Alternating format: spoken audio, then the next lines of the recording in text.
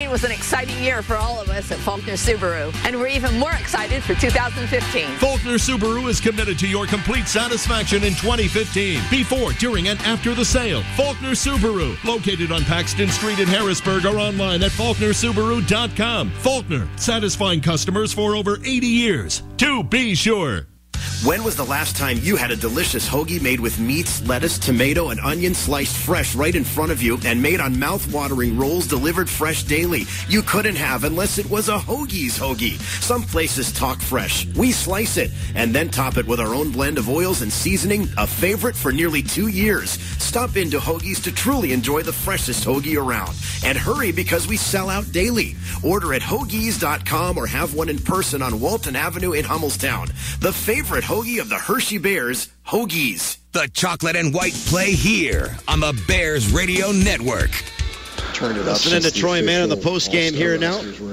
No, absolutely. I think that certainly here the last month we've been winning a lot of hockey games, and there is a tendency to send more players from the first place club than someone that may be lower in the standings where you're only getting that one representative. So for the league to recognize it, it feels good as a coaching staff and as a team, because that means we're doing well as a team that when there was add-ons that we were able to get recognized. And certainly there were some other guys. I thought Chris Connor was except for those first 6 weeks of the season, had a very good first half and could have been there, and Oleski as well. And so our nominees as part of our group that we submitted 6 weeks ago were all deserving, and it's nice to see three guys get rewarded.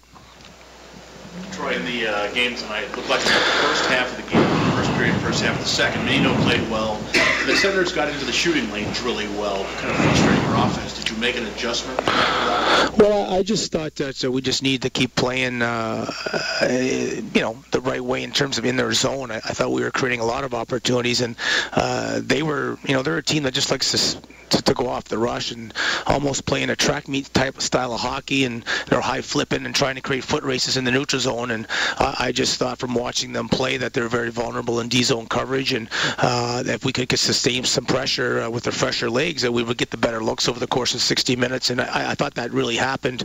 I thought the only time we were in any kind of trouble is when we didn't manage the puck. And if you critique our game overall without even breaking down the film, is our puck management wasn't good tonight, or as good as it has been in the past. So I didn't think it was our A game, but I thought we played well enough and had the puck enough to win the game. Finally got to the 4 in a row. What kind of signpost is that for you?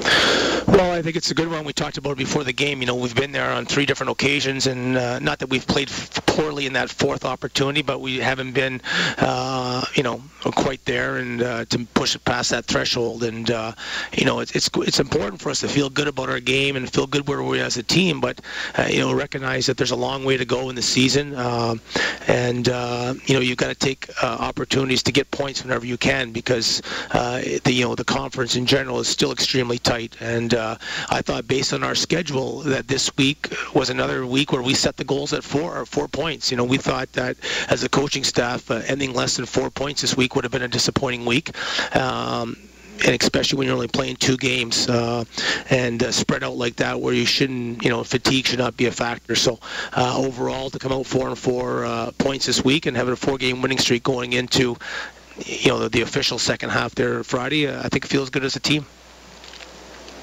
What explanation did you get on the Liam O'Brien wave off? Well, I'm not really sure. I thought Coho seemed to be a little bit behind the play there, and I guess a quick whistle. I thought maybe Bobby Goodman might have made the call there. It was hard to tell because, we watched the video after the first period. It was clearly there should not have been a whistle, because there wasn't even a second where the goalie had it controlled. It went right through his legs. 5-hole went in the net. So I thought it was a little bit of a missed call, and those things happen. And I'm glad it didn't come back to bite us, because I certainly thought that the goal should have counted.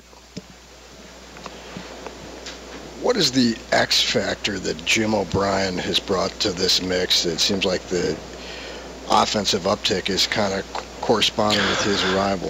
Well, I I've said it a number of times. I think your center ice position, you talk about your goaltending, you're talking about having a solid defense. The center ice position is critical, and I think that Jimmy has brought certainly some depth where, the first 30 games we were out-chancing teams, but we weren't getting that secondary scoring to maybe when the TK line got shut down, we were able to get some contributions from the bottom six, so to speak, and I think he's allowed that to happen in terms of bringing a little bit more depth, and he certainly has some chemistry with Cornet and Wellman. They've been probably arguably our best line here over the last 4 or 5 games, and he's a 200-foot player. I have a lot of time for him as a player. He's very cerebral out there and makes smart decisions. And anytime you have a centerman that's going to play in all 3 zones, I think good things are going to happen. So it's great. But come next week, we'll certainly have a problem with Morris coming back.